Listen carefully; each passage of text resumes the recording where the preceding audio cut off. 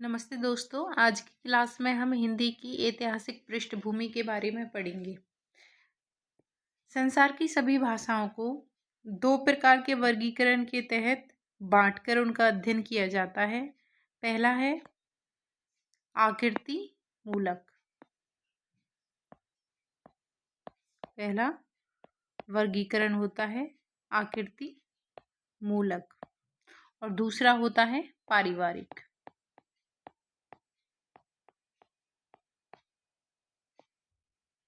जो हमारा आकृति मूलक होता है, तो आकृति मूलक में वाक्य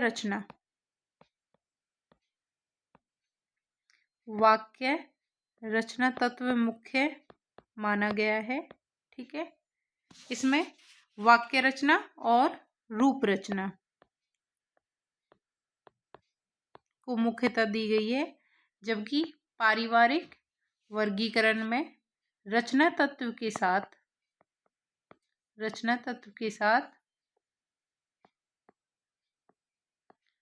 अर्थ तत्व को भी मुख्यता प्रदान की गई है। ठीक है, तो सबसे बड़ा जो अंतर होता है आकृति मूलक वर्गीकरण और पारिवारिक में, ये होता है कि आकृतिक मूलक में जो रचना होती है वो वाक्य रचना रूप रचना के आधार पर होती है। ठीक है, और पारिवारिक वर्गीकरण का आधार रचना और अर्थ तत्व को माना गया है। ठीक है, वैसे पूरे संसार भर में अगर देखी जाए कि कितने भाषा परिवार हैं, तो 18। ये तो बड़ी परेशान कर रहा है, ये तो बार बार आ गई नो। 18 भाषा परिवार है। पूरे संसार में 18 भाषा परिवार माने गए हैं। ठीक है, जिनमें से हमारा एक है यूरेशिया।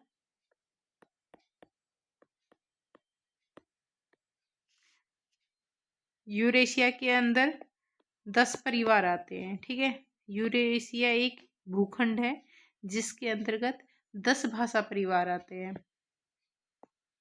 उससे अगला है अफ्रीका भूखंड। अफ्रीका भूखंड के अंदर 3 भाषा परिवार आते हैं। इससे अगला प्रशांत महासागरीय भूखंड है, जिसके अंतर्गत 4 भाषा परिवार आते हैं।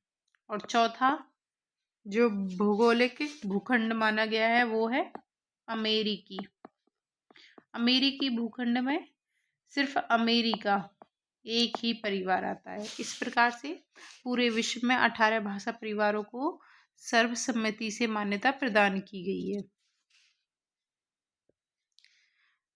जो हमारे भारत की भाषाएं हैं वो भारोपीय परिवार के अंतर्गत आती हैं।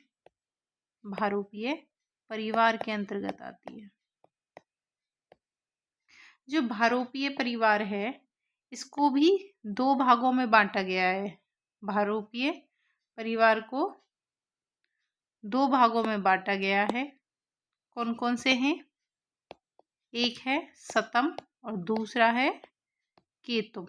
सतम और केतुम। केतुम में 6 शाखाएं हैं और जबकि सतम में 4 शाखाएं हैं। इस प्रकार से मिलाकर के हमारे भारोपीय परिवार की 10 शाखाएं हैं। ठीक है, इससे आगे हम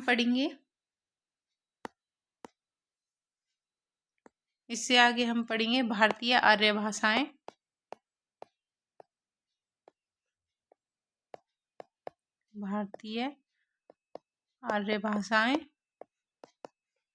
और हिंदी भाषा।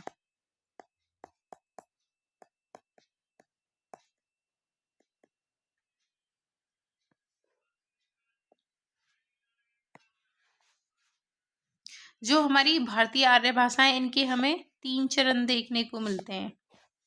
सबसे पहला है प्राचीन आर्य भाषाएं। प्राचीन आर्य भाषाएं। दूसरा है मध्यकालीन आर्य भाषाएं। दूसरा है मध्यकालीन आर्य भाषाएं। और तीसरा है हमारा आधुनिक आर्य भाषाएं। ठीक है, यहाँ तक शायद आप सभी समझ रहे होंगे। ठीक है, पहला है हमारा प्राचीन आर्य भाषाएं और दूसरा है मध्यकालीन आर्य भाषाएं और तीसरा है आधुनिक आर्य भाषाएं। इनकी समय की बात की जाए तो जो प्राचीन आर्य भाषाएं, इनका समय है 1500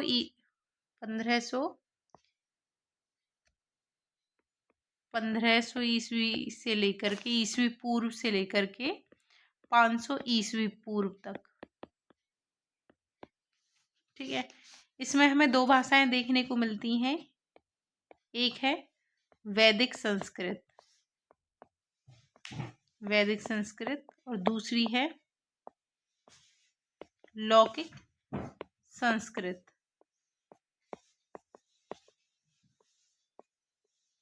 जो वैदिक संस्कृत का समय रहा वो रहा 1500 ईस्वी पूर्व से लेकर के 1000 ईस्वी पूर्व तक। और जो लौकिक संस्कृत का समय रहता है वो रहता है 1000 ईस्वी पूर्व से 500 ईस्वी पूर्व तक। अब चलते हैं हम मध्यकालीन आर्य भाषाओं की तरफ। यहाँ हमें 4 भाषाएं देखने को मिलती हैं। पहली है पाली, दूसरी प्राकृत और तीसरी है हमारी अपभ्रंश और चौथी है अवहट्ट। पाली का जो समय होता है वो होता है 500 ईस्वी पूर्व से लेकर के 500 ईस्वी पूर्व से 1 ईस्वी तक। प्राकृतिक का होता है 1 ईस्वी से 500 ईस्वी तक। और अपभ्रंश का समय होता है 500 ईस्वी से 900 ईस्वी तक। और अवहट्ट का होता है 900 ईस्वी से 1100 ईस्वी तक। आधुनिक हिंदी हमारी 1000 ईस्वी के आसपास प्रारंभ हो जाती है और 1000 ईस्वी से लेकर के ये अब तक हमारी चल रही है। आधुनिक हिंदी के हमें जो रूप देखने को मिलते हैं वो हिंदी, बांग्ला, गुजराती आदि के रूप में देखने को मिलते हैं।